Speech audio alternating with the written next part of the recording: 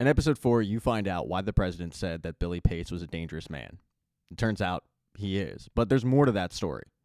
You see, Billy was raised by his uncle who had zero compassion at all. He was a horrible human being, to the point where when he told Billy to kill his dog, instead of killing the dog, Billy killed his uncle. That got him thrown in juvie, which hardened him up even more. He eventually ended up in prison, but he was saved, in a way, by a mercenary group who recruited him, got him out of jail, and thought that his violent tendencies would be perfect for their militia. And it turns out Billy was perfect. So much so that his particular set of skills got him into paradise. Now, when he first arrived, he didn't know anybody, and he was matched up with Xavier, and the two were polar opposites. But in this case, opposites attract. And after a while, with Xavier having lost his wife, Billy kind of adopted Xavier and the kids as his de facto family, the family he never had. But just because there's really no need in paradise for a guy like Billy, a violent person, doesn't mean that he didn't have a giant role to play. Because while paradise had people like Billy and Xavier and Sinatra and all that, they also had some of the best atmospheric scientists in the world, all stored down there. And after a while, people wanted to go up top. They wanted to see if it was livable. So the president, along with Sinatra, okayed a group of 4 scientists to go up top and test out the atmosphere and see if anybody was up there. But Billy was tagged with going up there, following the scientists, and killing them, no matter what they found. And that's what he did. He followed orders. He gunned them all down. And that's something that still haunts him to this day. So when he wakes up the next day in Jane's bed and she's all excited because that day is the town fair, he can't really focus because he had a nightmare about what he did. Meanwhile, you've got Xavier across town who woke up in the bed of Gabriella, and he's freaking out a little bit, but that's because he didn't tell Presley that he wouldn't be home, and that's something that he never does. So he needs to get home immediately to get his kids ready for school as to not tip off any suspicious activity, but it's kind of too late for that. When he does get home, Presley noticed, obviously, that he wasn't there in the morning, but she doesn't really think much of it. She's kind of more focused on helping Jeremy, whose band will be performing at that day's fair. Meanwhile, you've got James, who's all excited because he's about to test out the Ferris wheel for the first time in his life, so he's pretty pumped up. But all Xavier can think of is what Gabriella told him about Billy being a violent man. Because Xavier doesn't know any of Billy's backstory, and he doesn't know exactly what that means. So he needs to get to Billy ASAP and get some answers. After dropping the kids off at school, Xavier heads over to Jane's place, figuring that that's what Billy would be, and he texts him, "Hey man, we gotta talk." And from his car, he sees Billy text him, "Sorry bro, I'm already at work." And Xavier obviously knows it's a lie, and Billy is avoiding him. With most of the town heading to the fair that day to just have some fun and relaxation, Xavier decides to go searching for Billy's file. He is able to find it, but the weird thing is, 90% of it is redacted. He can't read a word of it. And as he's looking for any bit of information on what the president might have been talking about, he gets caught by Jane. He decides to use this to his advantage, and he asks Jane, "Hey, I know you two are close. Has he been acting weird at all?" After a little bit of prodding, she admits that, yeah, it seems like lately Billy's been pretty distracted. He kind of dismisses Jane, tells her, "Hey, go have fun at the carnival, it's a holiday," but he continues to dig in the file. After a while, he still doesn't find anything. But he is seen by Robinson, who finds it really suspicious that Xavier is looking at any files whatsoever. After seeing this, Robinson goes to the carnival, but only to track down Pace. He doesn't really want to talk to Robinson because, after all, it is their off day, but Robinson says, "Yeah, your pal Xavier's on Sinatra's radar right now, and that's not a radar you want to be on, so we need to talk." Robinson pulls Billy over to have a conversation with Sinatra, and the three of them are just in the corner of the carnival where Sinatra is yelling at Billy. At this point, though, Xavier has also made it to the carnival, and he's escorting James around to go on some rides and have fun, but all the while, Xavier was on the lookout for Billy, and he sees this tense conversation going down. But while he's staring at them, Robinson notices it, she alerts Sinatra, and Sinatra puts an end to the conversation and just walks off. Xavier doesn't approach Billy right away. He, after all, has to take James around and have some fun, but Billy is also kind of on the lookout for Xavier. And he doesn't find Xavier. No, he finds Presley first. And Presley is pissed off, and Billy can tell.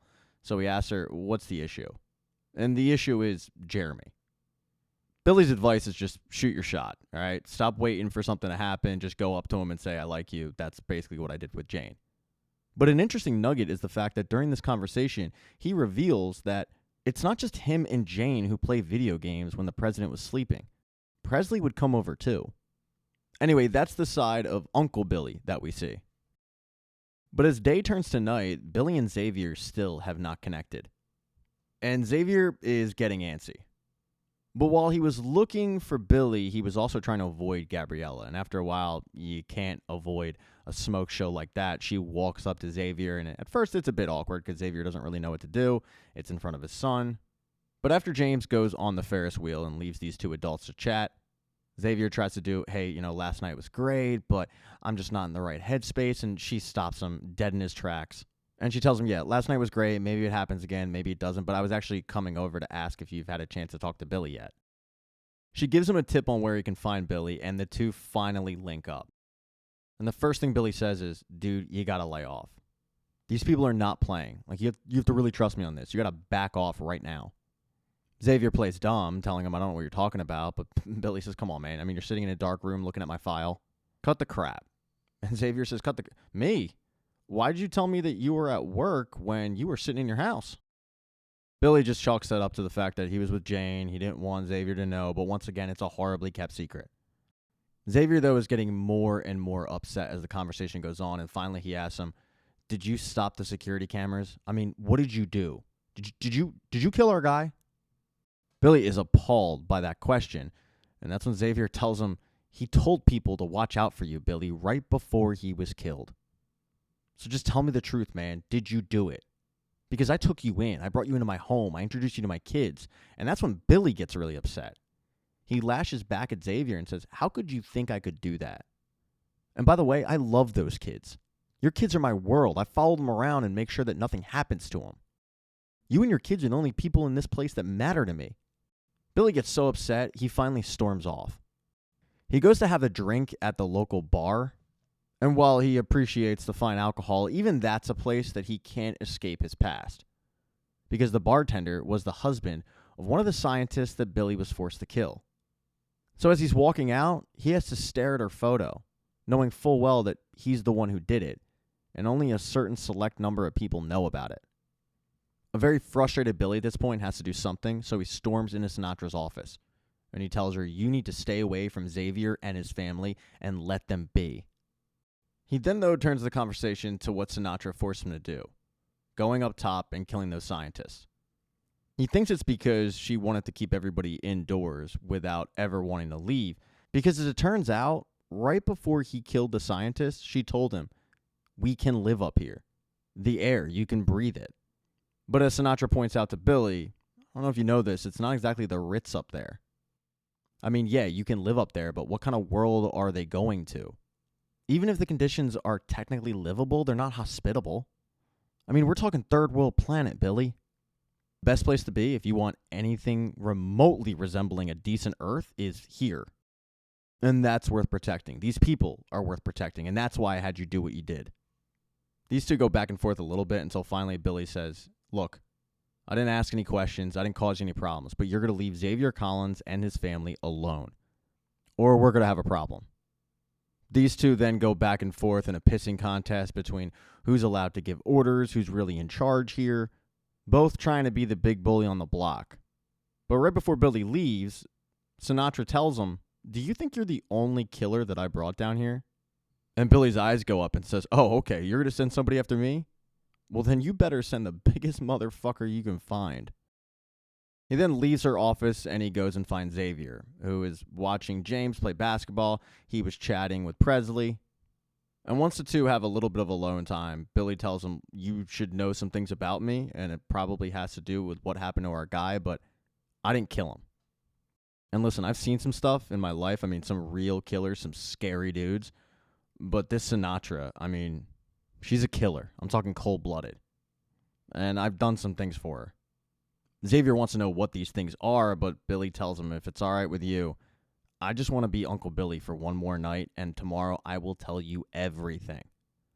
And Xavier agrees. Billy then walks over to the kids. Presley tells him that she decided to shoot her shot, and it worked, so her and Jeremy seem to be a thing. And then he just has fun with the kids. But when he gets home, Jane's waiting for him. She's got dinner prepared. They start talking about their day, but then Billy starts choking, and he drops to the floor. Jane casually walks over to Billy as he's dying on the floor and tells him, "You told her to send the biggest motherfucker she had? Well, I'm it, baby." And then she sets up the scene to make it look like Billy had a drug overdose. Thank you so much for checking out this recap. Please consider subscribing to the channel and subscribing to my Patreon.